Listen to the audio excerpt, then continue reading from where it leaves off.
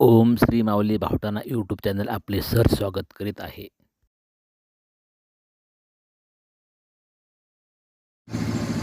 बसवण्णांनी जाती व्यवस्था संपवली, अंधश्रद्धेचं निर्मूलन केलं,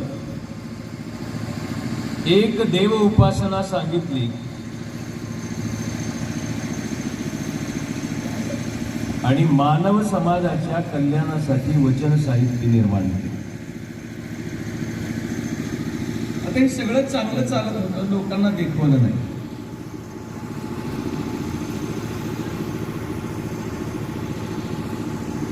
निदान संतांना तरी शत्रू राहू नये.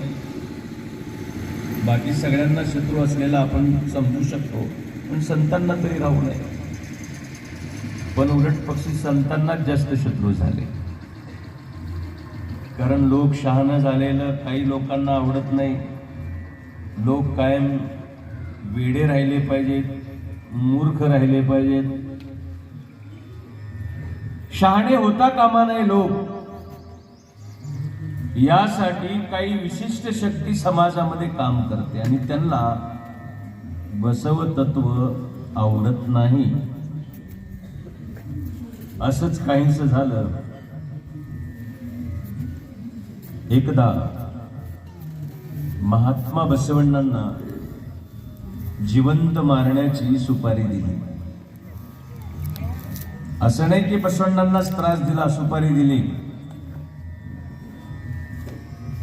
अगदी काल परवा गौरी लंकेश, कलबुर्गी, दाभोळकर अशा समाज सुधारकांना देखील मारण्यात आलं. म्हणजे लोकांना शहाणा करणारी जी माणसं आहेत ती समाजातल्या काही लोकांना नको वाटतात. कुठलंही चांगलं काम चाललं की हे होऊ नये असं वाटतं काही लोकांना. प्रबोधनाचं काम होऊ नये.